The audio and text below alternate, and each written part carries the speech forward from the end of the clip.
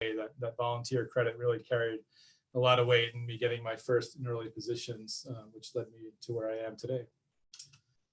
So the mission of the National Park Service is pretty straightforward. We are trying to preserve unimpaired the natural and cultural resources and values of the national park system. So, this really means that we're trying to keep things as intact as they are. And we differ quite a bit from other agencies like Bureau of Land Management, Bureau of Rec, or even the U.S. Forest Service, who manages for multiple uses, including timber and resource extraction.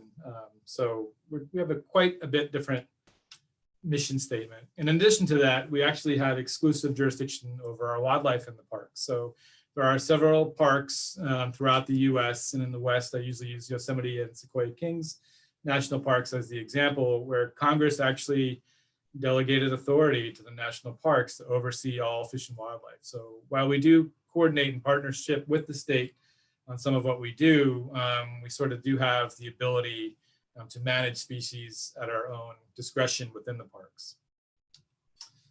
So this is a quick rundown of just about every species we're currently working on or interested in, from the rare to the threatened to the federally endangered, just going down the list.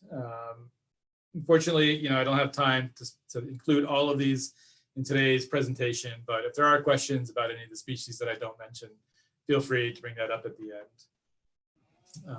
So first, diving into fish stocking in the Sierra Nevada, assuming people are fairly familiar that, fish just weren't in the high country, and that was mostly because they were precluded from large waterfalls.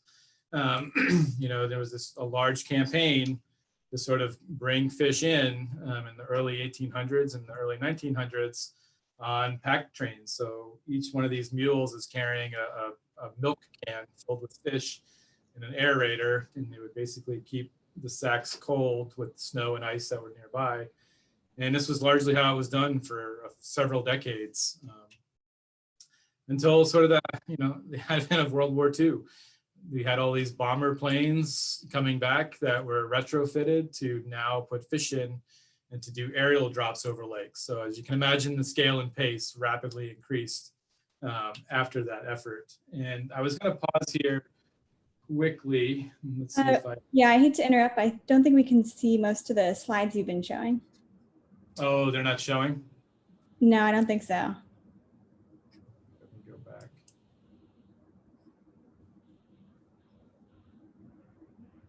Share again. Where did I leave off? I think it was the last slide? The intro slide for most of it, but now I can see the video about the mountain yellow-legged frogs. Okay. Let's see.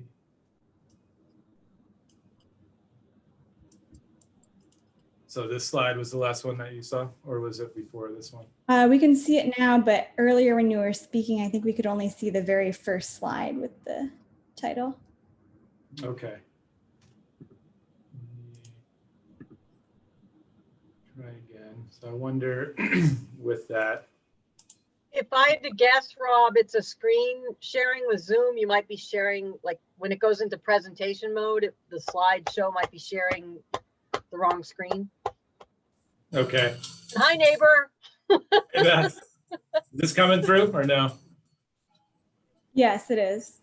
Like in a live feed way, or is it too slow? I think we can see it. Okay. I'm just going to play a couple minutes. This is a video that was produced for Yosemite Nature Notes a couple of years ago. And it really just paints the frog and fish story really well. So.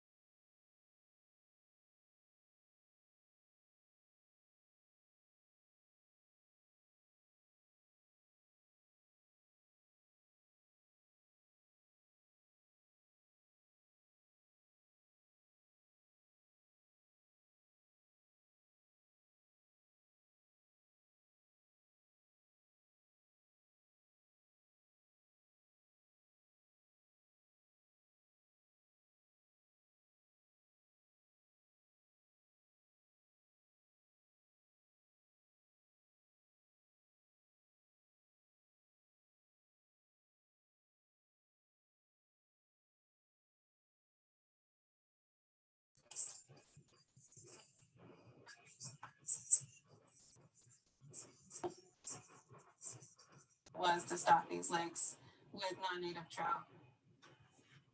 I started realizing pretty early on that when you have fish stocking lakes, you start losing other species, and most mostly was this mineral yellow frog. Regular trout, brook trout, brown trout, they're all general species, so they'll eat pretty much anything that else.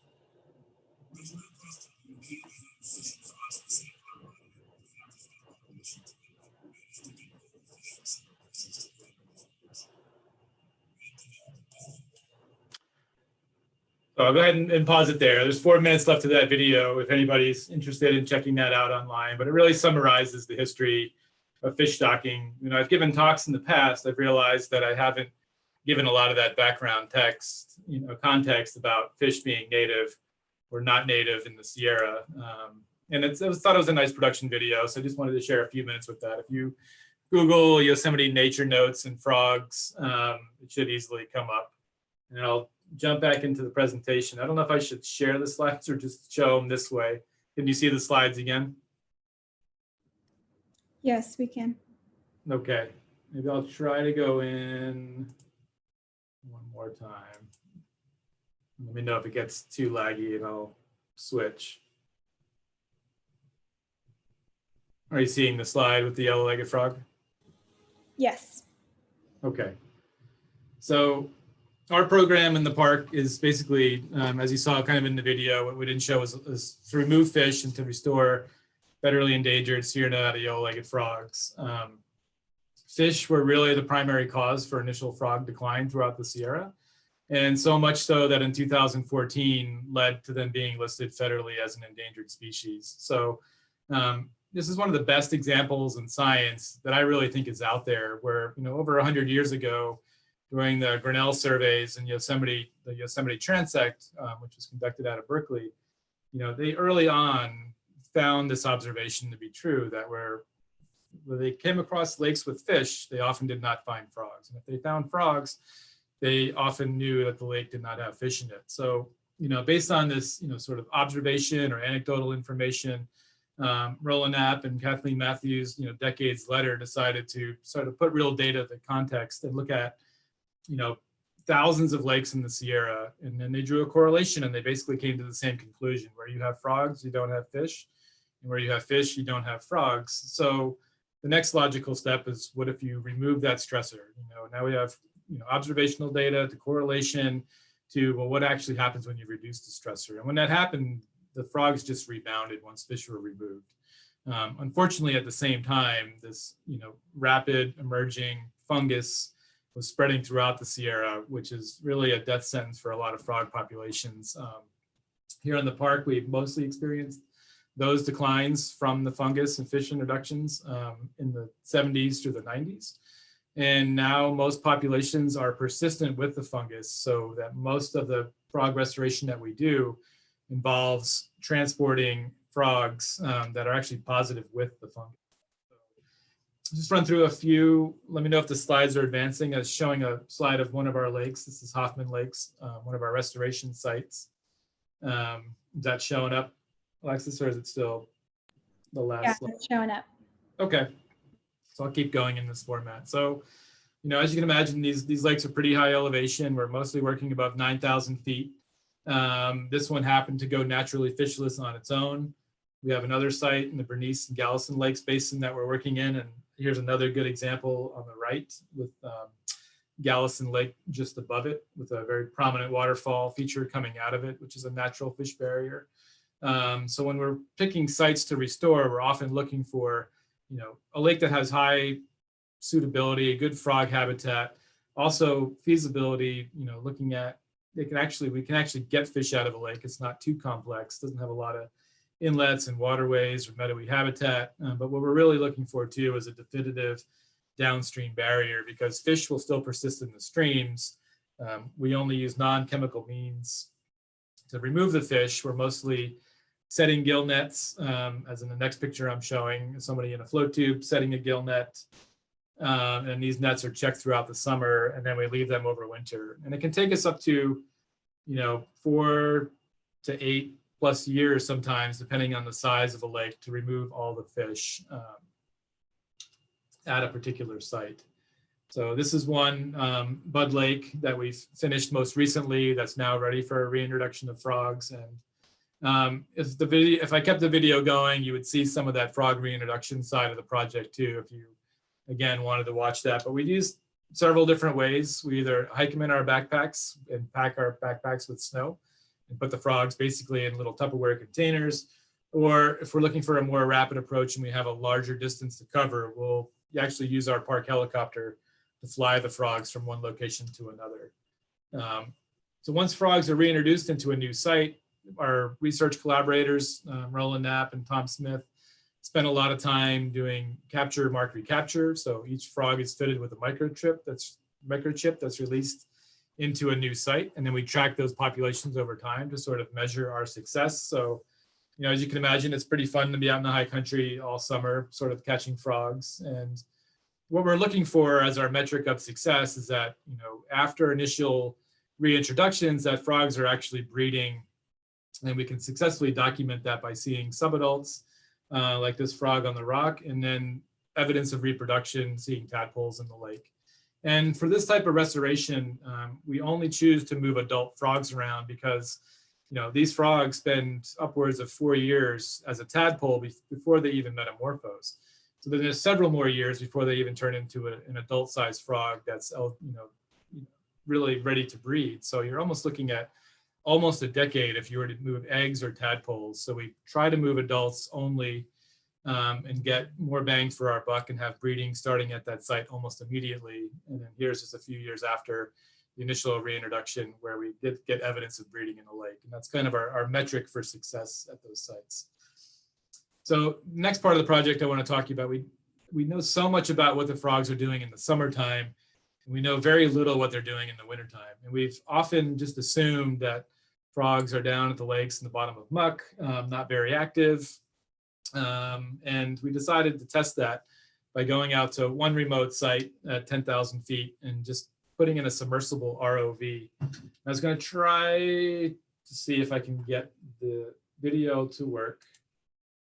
Let me see if I can share my other screen. So I have it up.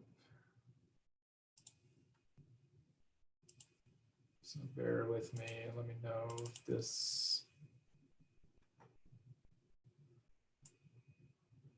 Okay, are you seeing a screen that says deep water habitats? No. Okay. Try again. How about now? I'm seeing a video playing. Okay, so that's what I wanted. so far so good.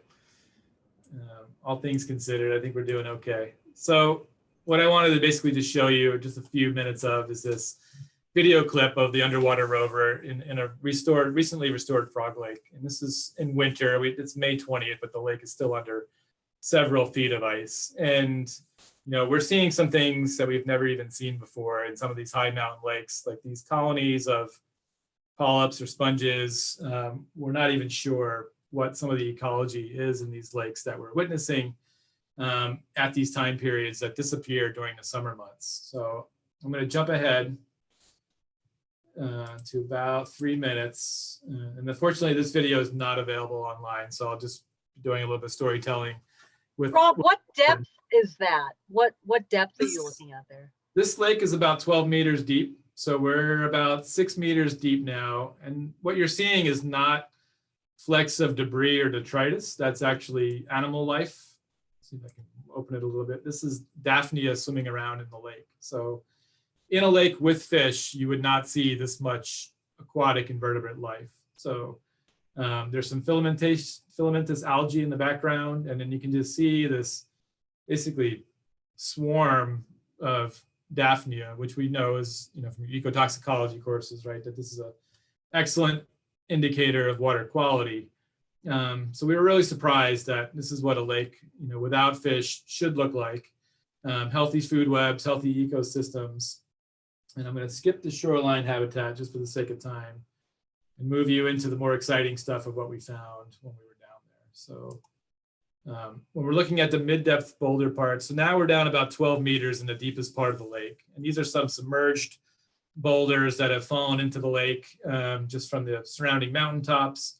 And again, we didn't really know where frogs were overwintering in these sites. It was just assumed they could be along the shoreline in rocky crevices. They could be sort of emerged, or submerged down in the substrate.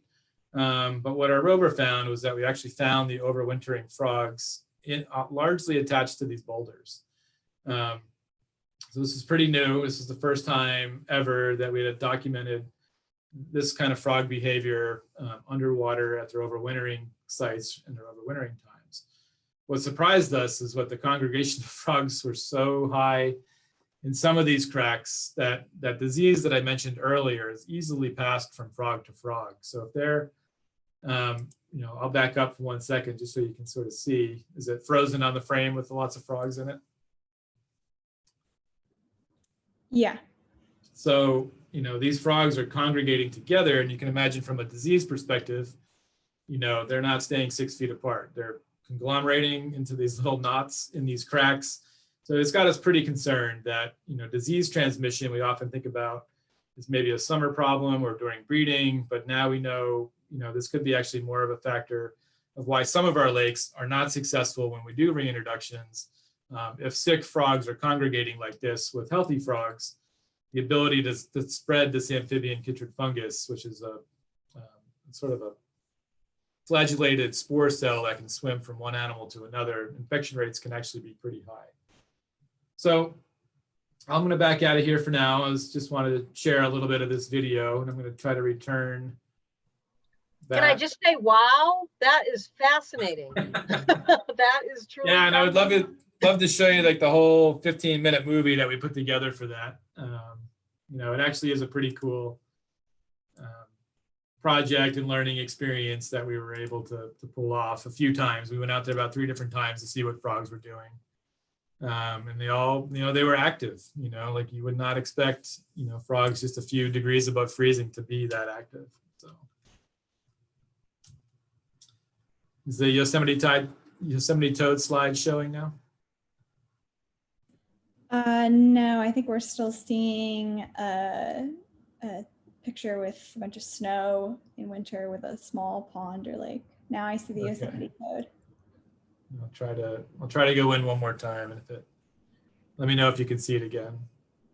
I can see the Yosemite toad slide. Okay, great. All right, so I think hopefully everybody's internet's a lot better than mine. We're pretty rural here. We're not much better than dial-up, so I'm already happy with how well things are going, I should say, from what I've done. So for Yosemite toad, this is a relatively new species in our restoration or monitoring program. We haven't outlined too much restoration for Yosemite toad other than some trail reroutes, but we did start monitoring some populations in the park.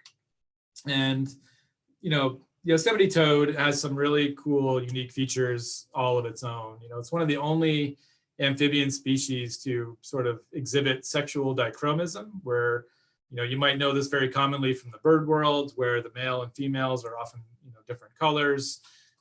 Typically, the female is a little bit more plain colored and the male has just brighter plumage. But in the Yosemite toad, it's actually the reverse. It's the female that actually has the more patterned or colorful skin markings than the male does. The male is just sort of this drab olive color that tends to blend in with vegetation early after snow melt and mountain meadows, and the female has this sort of more vibrant, which we think is more adapted to forest floor environments after she leaves the meadow. So, and it's also amazing that such a tiny animal, can persist in such a harsh environment like the Sierra Nevada. Think of hailstorms and freezing winters. These guys have a very fast, unlike the Sierra Nevada yellow-legged frog with a 4-year life stage, so these guys get out in 4 to 6 weeks sometimes when they metamorphose. So they're extremely tiny. They try to find any kind of cover before winter sets in, try to go as fast as they can. And our goal in the park is actually to sort of monitor them over time. And this is a graphic you can tell that I did way back when, but my daughter's really into animation now, so I wanted to show her that I had some skills from years and years ago. You can't see it? No. Let me get out. What slide are you on? We never left the first Yosemite toad slide, I think. You did not? Okay. So I'll back up. So here's the, can you see the presentation this way? Yes. Okay, so I'll stick with this. Maybe I'll just bump up the screen size a little bit so you can see the pictures a little bit better. So here's the sexual dichromism that I was mentioning. There's the female. This is an adult and a female in amplexus. And there's some eggs in the upper right-hand corner. And, you know, the female is more brightly patterned, what they think to match like orange, pine needle forested upland habitat. And she's only in the meadow for the breeding, so maybe just a matter of hours, where the adult male toad will be in the breeding meadow for a couple of weeks, so better suited and matched to the dead vegetation background.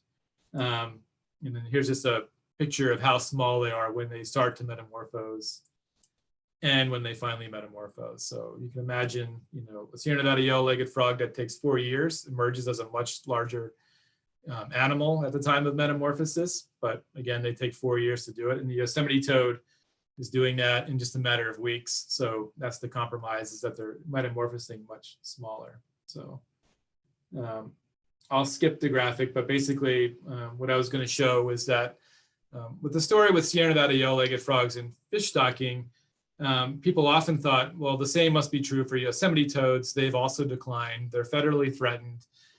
Fish must be the culprit as well. And that's what I did my master's work on at Cal State Sacramento, was actually looking at the interactions between fish and Yosemite toads.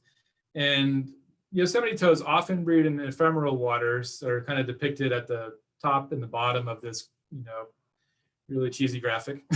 But there are some instances where Yosemite toads do breed in lakes that contain trout. And from my work, and I actually was able to conclude that trout do not eat Yosemite toads like they eat Sierra Nevada. Toads are naturally protected due to toxins in their skin, and trout tend to find them unpalatable.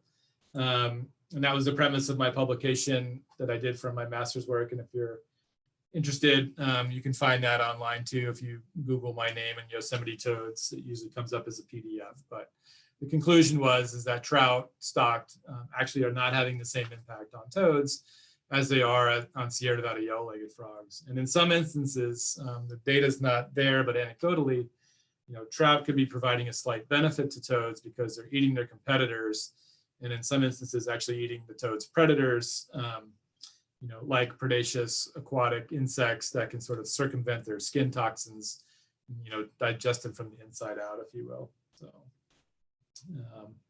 And I just wanted to show a couple of cool features of Yosemite toads if you've never actually got to see them in the wild. They're actually best seen this for sure. Hopefully the video is playing. The quality looks like it's pretty low on my end. But one of the only other species that I know that sets up true leks is like elephant seals out at Ano Nuevo. Male adult toads in a meadow will establish territories. And as this video shows, fight for those territories. And on the banks on the dry land, you'll have younger toads that are maybe breeding for the first time, adult males that are silent. They're not calling, they're too small, they can't wrestle with these larger males, but they're trying to intercept females as they're coming into the breeding area. So when you have a healthy adult Yosemite toad population, they actually do form these leks where males defend territories, kick out the smaller males, and these sneaker males are on the periphery trying to intercept the females, and the females in turn are trying to avoid the sneaker males. So when you see a healthy population, it's actually really cool. This one is just another fun video to just, you know, give you a sense of toad's personality. You know, when they're all hyped up in the spring, hormones are pumping, they're, you know, the females are in low number, but male densities are really high. This is me filming on in the Kaiser Wilderness on Sierra National Forest a couple of years ago. And I was using my hand as a tripod just to sort of base myself in the meadow to keep the camera steady. And here's a male mad at me, get out of here. So he's grabbing onto my finger, you know, as an indicator of dominance. So I guess another one gets excited, he comes over. That's awesome. I had Fish and Wildlife Service with me, so I couldn't resist, you know, truly harassing wildlife. So I went for the trifecta. So Rob, just to that should be give- your Christmas card. But just to give you a sense, I mean, you know, we always talk about charismatic megafauna and everything else, but toads, they have a lot of personality. So, and you know, one interesting about doing conservation work, especially here in the park, is, you know, what do you actually do when one endangered species eats another? So this is a Sierra Nevada yellow-legged frog in a sea of Yosemite toad tadpoles actually eating the tadpole. So this is a real restoration dilemma in some of our sites. We have a site we're currently removing fish from where there's Yosemite toads currently present only in a small portion of a meadow area adjacent to the lake. And once we put Sierra Nevada yellow-legged frogs in, you know, there's likely going to be some predation. You know, we haven't felt or found a way really to deal with that, or just, you know, this is how the natural world is supposed to be. But when you're trying to establish one species, you know, what really takes precedent over another, right? So now I'll quickly move into our other restoration programs focused on red-legged frog and western pond turtle. And in order to get there, you know, we have to deal with this, you know, unwelcome visitor, the American bullfrog. And it's not really the bullfrog's fault. You know, they were introduced all over the West. They're native east to the Rocky Mountains. You know, primarily farmers were building artificial ponds. They wanted them to look more natural. Red-legged frogs were hard to come by because they were so over-harvested and declined, and wetlands were drained, that there was campaigns just to bring in bullfrogs from the East Coast to put them in. And then they just spread from the Central Valley of California into the foothills and elsewhere, and really became established and had huge consequences for native species. And we set out not knowing if we could actually achieve successful eradication, but we started just attempting to remove bullfrogs in Yosemite Valley that were introduced in the 1950s. And, you know, we just kept at it for a few years, you know, over 10 years. And we were able actually to reach full eradication. And, you know, this is a second site that we're attempting up in the Swamp Lake gravel pit area north of Hetch Hetchy in the park. This is one of our Tex Grayson sort of pithing. It's not glamorous work. When I got into this field of, you know, amphibian conservation, I never wanted to join the ranks of my colleagues where you're killing, you know, the same taxa you're interested in to save the same taxa, you know, killing barred owls to save spotted owls. I never wanted to be in this dilemma of killing frogs in order to save frogs, but, you know, it actually seemed feasible. We had reached success in Yosemite Valley that we really wanted to see if we could duplicate this elsewhere. And it actually looks like we're getting to that point. And, you know, the quick take home that I try to, you know, message to others, that if you can do nothing, or you feel like you can do little about bullfrogs if you have them or they're a problem in the area that you're working, is, you know, find the egg masses, find where they breed. Bullfrogs don't breed everywhere. They're very specific about where they like to breed. This is a picture of, you know, swarms of egg masses in a site.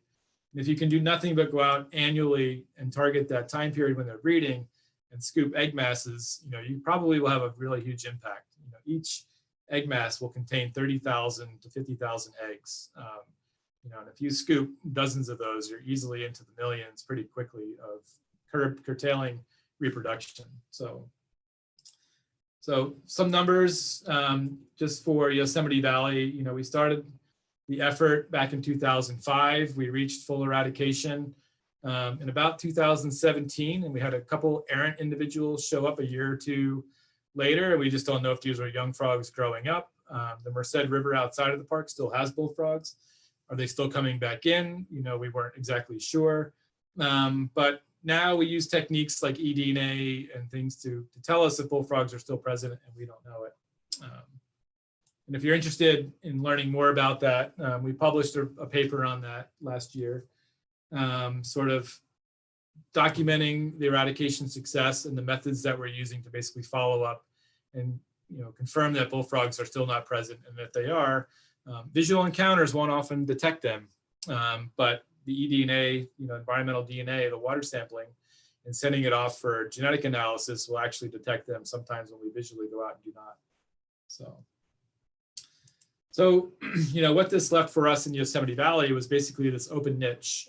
We historically had foothill yellow-legged frogs, which are now state threatened in our area. Not federally listed yet, but they might be coming soon. But the habitat has changed. The hydrology of the valley has changed so much that we didn't really feel like it was great foothill yellow-legged frog habitat anymore. But we got to thinking, since it was such great bullfrog habitat, and red-legged frogs often colonize or occupy the similar habitat types, that it really was favorable for red-legged frogs. So we got onto this path of thinking we might put red-legged frogs into Yosemite Valley, but we had this dilemma that the frog has never been documented in Yosemite Valley before. So, putting our minds together and looking at the historical distribution of red-legged frogs, here on the right is what we have today. Only the circled area, very northern California, about 5 or 6 populations known to be extant. And the historic range on the left, that they're all throughout the Sierra Nevada. So we took eDNA, we did visual surveys. There was others who had done similar work at historic locations in the Sierra Nevada that just didn't find red-legged frogs. From some of my work working on El Dorado National Forest, we did find a really robust and healthy population that we used as a source population for the reintroductions to Yosemite Valley. So that was pretty simple. We went to this donor site in El Dorado County. We collected some red-legged frog eggs. We brought them back to the San Francisco Zoo, who captively reared them for about a year. Tadpoles were growing really successfully. We had great survivorship. We did not see a lot of mortality rearing them. And then about a year or so later, we're bringing them back into Yosemite Valley. And here's a picture of me releasing them back into Cook's Meadow. I shouldn't say back into, I should say into Cook's Meadow for the first time. Since we did not document them in the valley, we are calling this an introduction, not a reintroduction for that species. In a similar way that we're monitoring the success of the reintroduction program, like the Sierra Nevada yellow-legged frogs, you're looking for a couple key things. We were looking for evidence of breeding, and we saw it.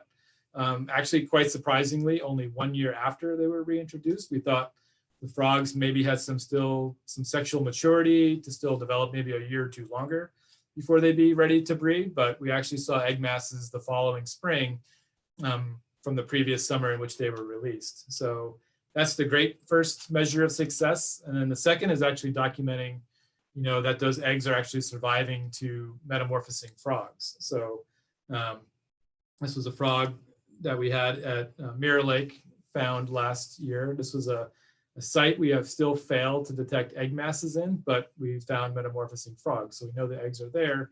We know active recruitment is occurring into the population. So now we're sort of entering the monitoring phase of that restoration project, where it really went from idea to concept in just about a year. And now post-release, we've released about 1,000 red-legged frogs into Yosemite Valley. And hopefully at the other site that I mentioned, Gravel Pit and Swamp Lake, we can actually get the same success. We did have red-legged frogs documented at Gravel Pit and Swamp Lake, and we want to get them back in there. They're extirpated.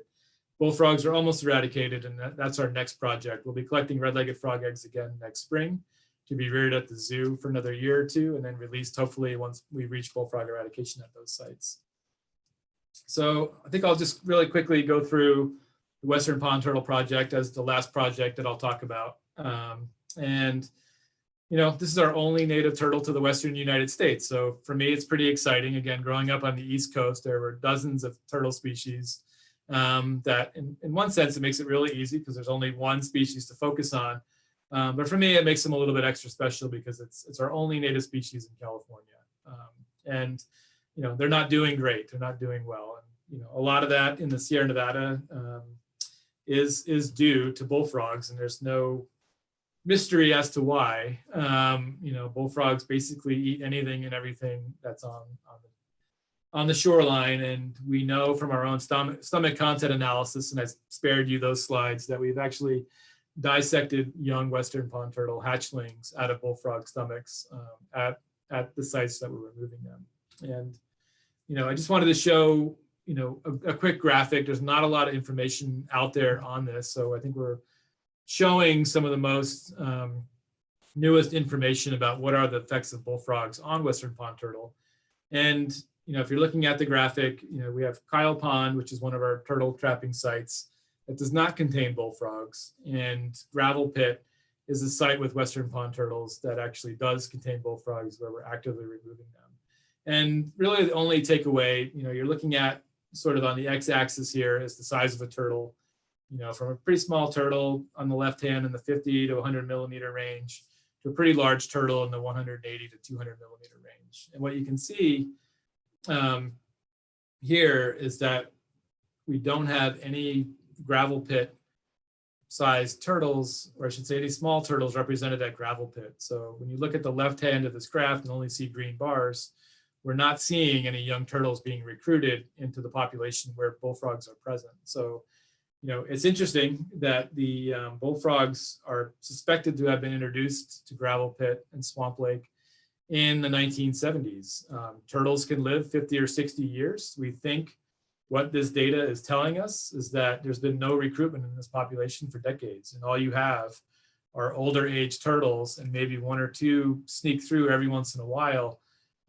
But as compared to a non-bullfrog site where you see a nice even distribution of age classes, we're hoping to monitor that over time and actually see, as we remove bullfrogs, that we actually get to a point where we're starting to see young turtles in recruitment again. So these are commonly referred to as cookies. So you can imagine we call them bullfrog cookies, where we eradicate the bullfrogs. So we know there's impact. We've seen it. We found hatchlings in bullfrog stomachs. So there's a graduate student, Sydney Woodruff at UC Davis, who's taking this on as part of her project to sort of look at the response of Western pond turtles at the sites where we're removing bullfrogs. So I've been talking a long time. It hasn't been too many questions. So I think I'll just wrap up there and say thanks for inviting me. And I think thanks Mila Bach for, I think, originally reaching out to try to set this up, and others who were able to set it up. Sorry I couldn't be in person. And then just thank a few of our partners, the Yosemite Conservancy and the Dorrance Foundation have funded a lot of this work. And the San Francisco Zoo has been really critical in a lot of the yellow-legged frog and red-legged frog work, and now Yosemite toad work. So the red-legged frog and Yosemite toad are two species that have not been reared in captivity, that the San Francisco Zoo has successfully reared those now. And we're contemplating doing our first Yosemite toad reintroduction project within a couple of years, and the zoo's already successfully raised some. So stay tuned. We're doing a lot of pilot species reintroductions here in Yosemite, and hopefully the Yosemite toad is the next one that we're bringing online. So thank you. Thank you. That was great. I think if people have questions, they can feel free to unmute or put them in the chat.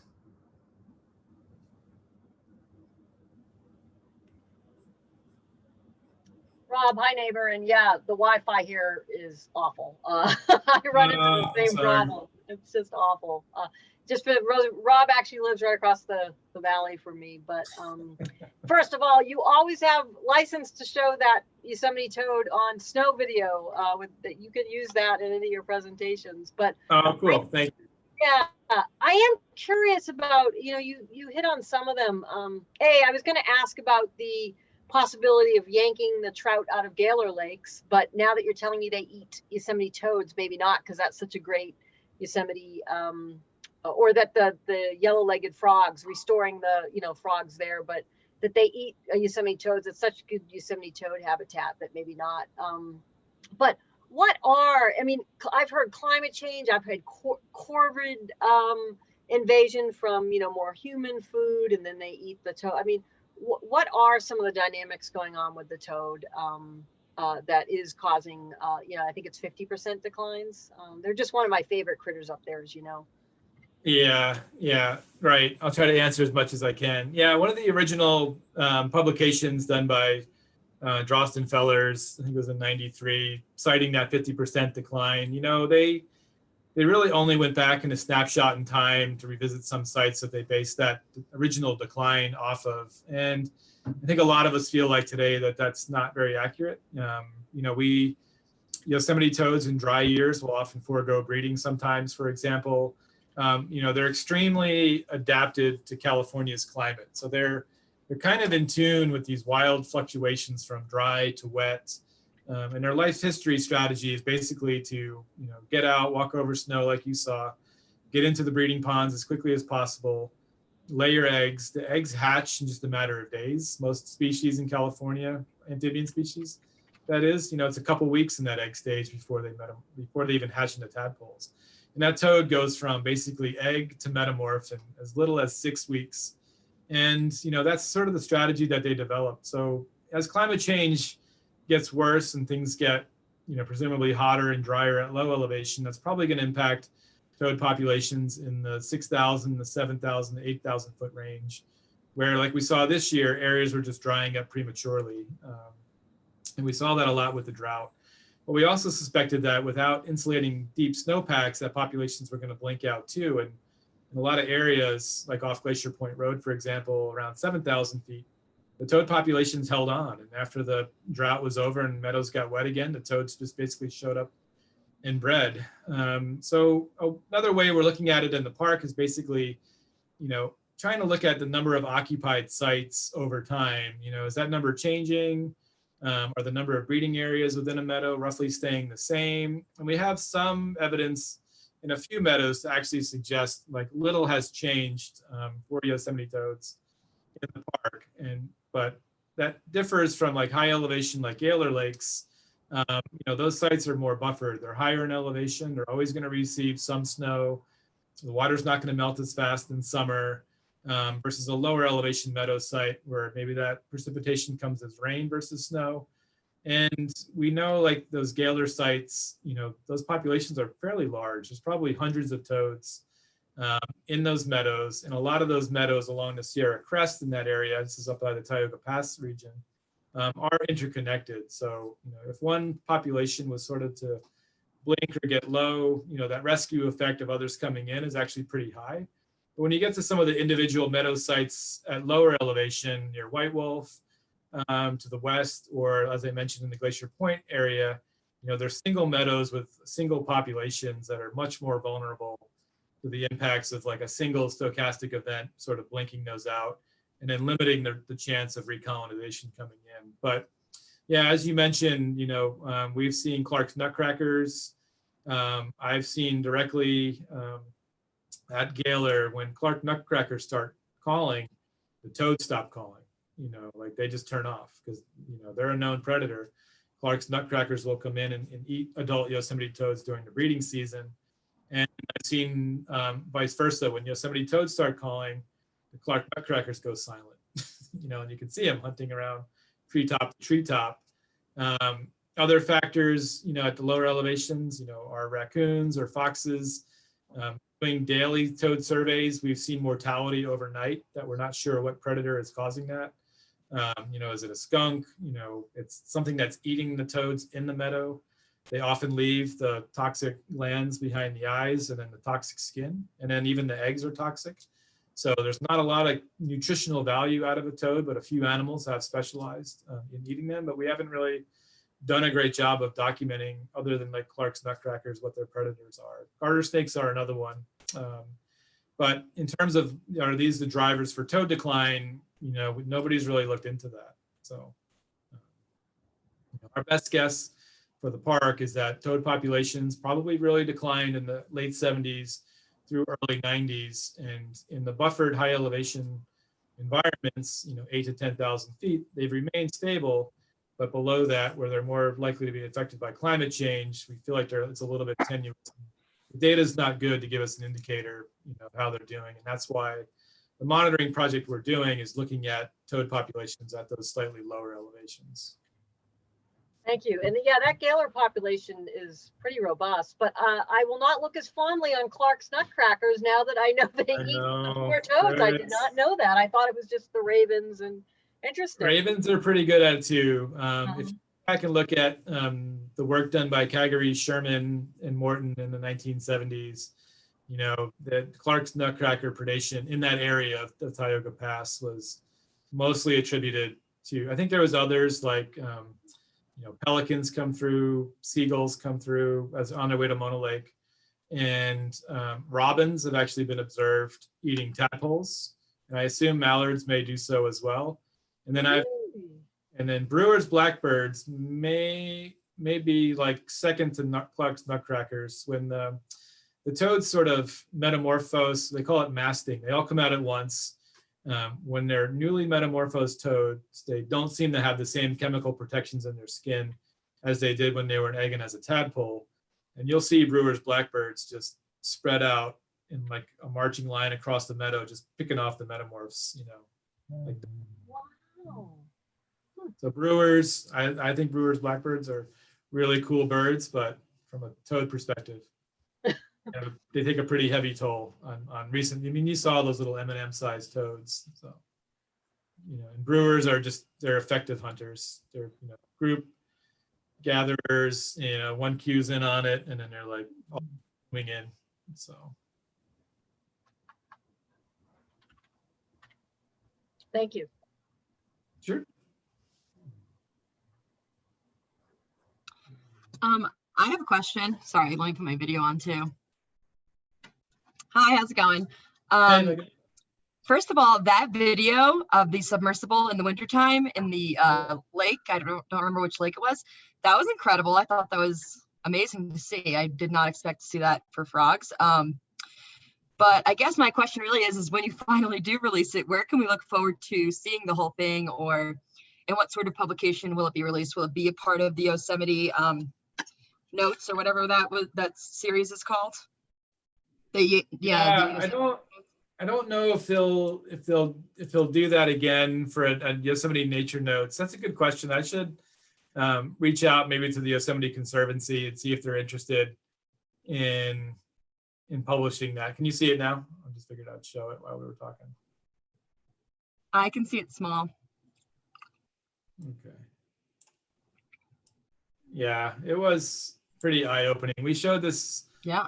Oh, is it showing now? Not for me. Let me try again. So we showed this video to a lot of high lakes researchers that had been studying Sierra Lakes for decades, their whole career, and they said they've never seen anything like this. So we don't even know what these colonies are. We don't know if they're fungal, if they're some kind of diatom, are they an algae? Nobody knows, but you don't see them in the summer. So this is only something that's happening, like truly in the absence of light. It almost looks like you're flying over a coral reef. Yeah, it really does. And another study I didn't mention that we're doing is we're looking at oxygen levels in these lakes. And we think those boulders play an important feature because you get this anoxic layer or hypoxic layer at the bottom of a lake where this unoxygenated water sinks to the bottom. And if you don't have those boulders for the frogs to get just above that slightly deoxygenized zone, you might see mortality. And we were wondering if when we got into a zone where that dead tadpole was, if that's what's happening in some of our lakes. But I'm sorry, Megan, I don't know if did I answer your question? Yeah, I was just wondering if you knew where we could video in the future. If you did, it's okay. Yeah, I will work on trying to, now that you mentioned that, I think it's a really cool thing to share that I'll see if I can work on a way to getting that out for others to see. Yeah, thank you so much for sharing it at all. It's amazing. Yeah, it was a lot of fun. It was cold getting out there, fun to ski, but getting into high mountain lakes under snow and everything's closed is quite the challenge. But it was definitely worth it. I was like, who knows what we're gonna see, but it really was the reward was so great. It's hard. Yeah, absolutely. Well, thank you. You're welcome.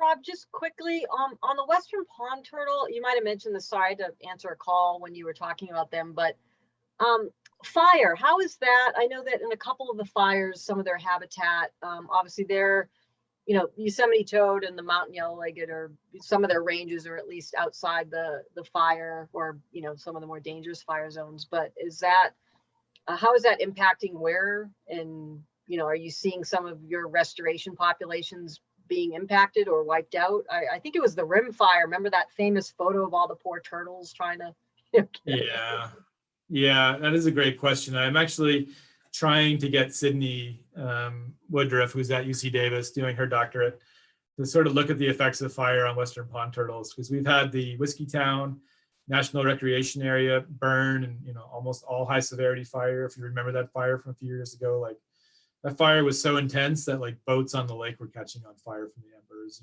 Like it was And that was a long term, like Bruce Burry, who's well known in the Western pond turtle world, all of his study sites got burned over. What we've seen locally here, the rimfire is a great example. You know, the turtles have persisted. We even think we found some turtles with like malformed shells from the heat of the fire that were still able to escape. And, you know, some turtles that look like they got completely burned over.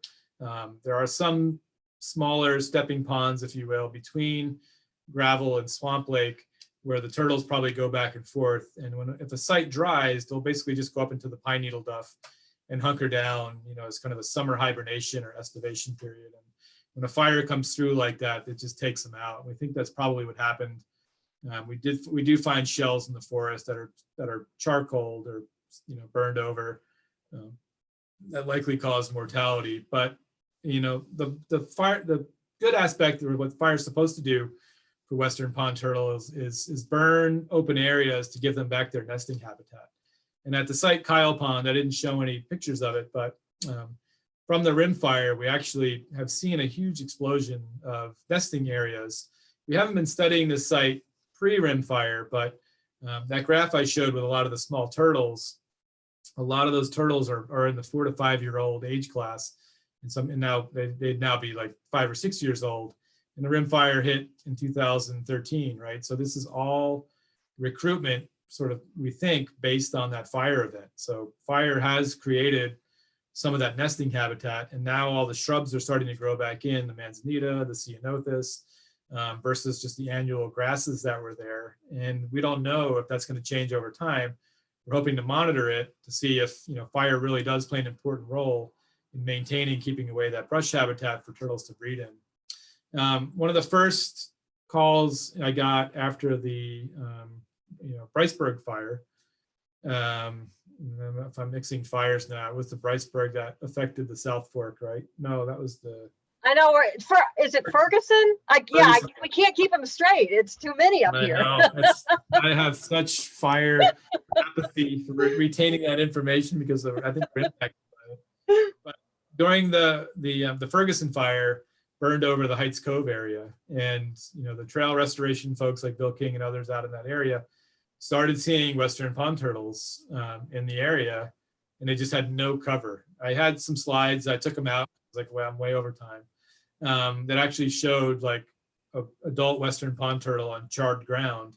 And one of the ones they found was one of the ones that we trapped and marked. So we were able to actually see what individual that was. So for us, it gave us some indication that some turtles were surviving. I was able to go out there a couple weeks later and find a couple more adult Western pond turtles wandering around sort of aimlessly without cover on just a, you know, high severity char burned landscape. It was just basically all exposed ground, no vegetation, and not even like any unburnt vegetation or left over. It was, everything was consumed. And there were still a few Western pond turtles. So they seem like they're pretty well adapted to surviving fire, you know, getting into the river. You know, whether or not they're as well as adapted to sort of the aftermath, you know, all that sediment rushing down into the river systems and choking out their habitat. You know, are they, yes, they survived the fire, but are they starving to death because there's nothing to eat? You know, these are the questions that we just didn't have the time to get in there and answer, but it would have been nice to know. We were wondering the same thing about newts. Newts in Southern California fires have been speculated to sometimes do well and sometimes not do well post-fire, because even though the mammals survive in their burrows, when the mammals come out and the newts rely on the mammals for their burrows, there's nothing for them to eat. So you see this die off for the next couple of months. As the mammals die off, the new populations start to go down. So your initial reaction is like, oh, maybe fire wasn't that bad. But when you actually study it a little bit longer term, you start to see the effects that you didn't initially predict. And, you know, just as an analogy, having rafted the Tuolumne and seen some foothill yellow-legged frog sites where there also are Western pond turtles that were hugely ravaged by the rim fire, and like hundreds of thousands of cubic yards of sediment came down these systems. You know, frogs were in high abundance, you know, like I'd never expected or ever seen. I've never seen such healthy foothill yellow-legged frog populations anywhere. And then to have that like post-catastrophic fire and erosion event, you know, really made me think that turtles might be really well adapted to surviving fire and the after effects than we would think. Some Southern California folks, USGS studying Western pond turtles, Pallida, the subspecies in Southern California, had a big fire event, and they were radio tracking turtles that were buried under 10 feet of river sediment. And they said in a couple months, all the turtles were out. They found all of their telemetry turtles that were buried and they thought were dead and lost. So turtles are amazing critters. You know, I think they have sort of a better ability, but it would be nice to be able to study that. And we're hoping we can get a little bit more information about studying fire effects on turtles in the park. So, sorry, long-winded answers. That's fascinating.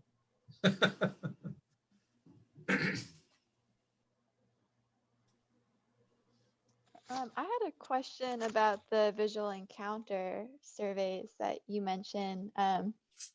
I work in El Dorado County at the Resource Conservation District, and I'm going to go on some visual encounter surveys for red-legged frogs. I'm wondering what you look for in the absence of the frogs themselves, like some signs that this is a habitat for them.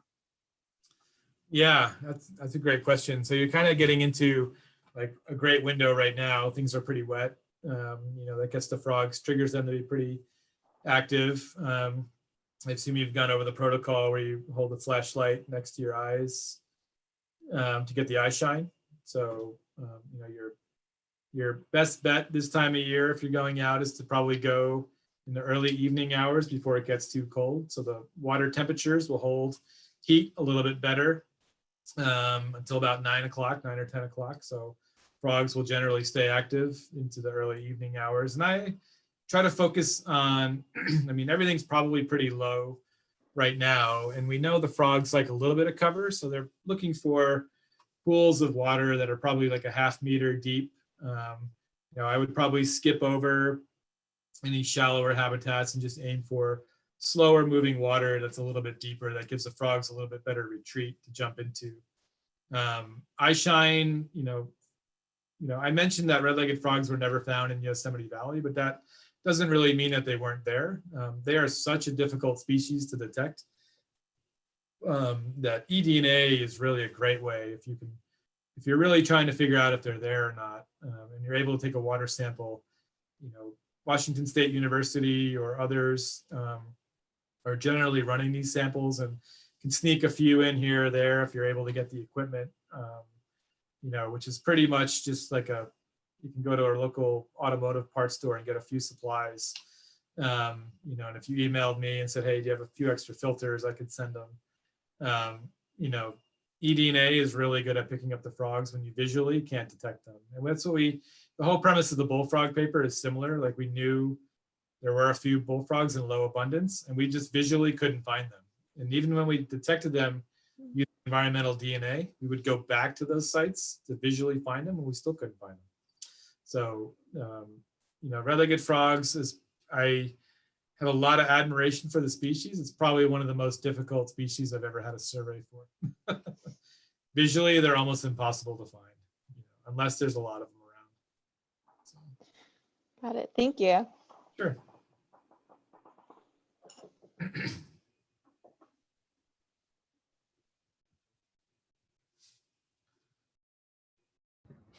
The whole video, huh? All right, if there are no other questions, I think we can probably wrap it up and make sure to send the recording out to everybody as well if they want to rewatch some of the videos. Cool. Thanks. Yeah, Thanks, Rob. Thanks, Beth. Yeah, thanks again. That was amazing. Thank you. Yeah, you're welcome. If you have any follow-up questions, feel free to email Alexis or, you know, send me an email or a question. I'm happy to answer it. So. Awesome. Thanks. Yeah.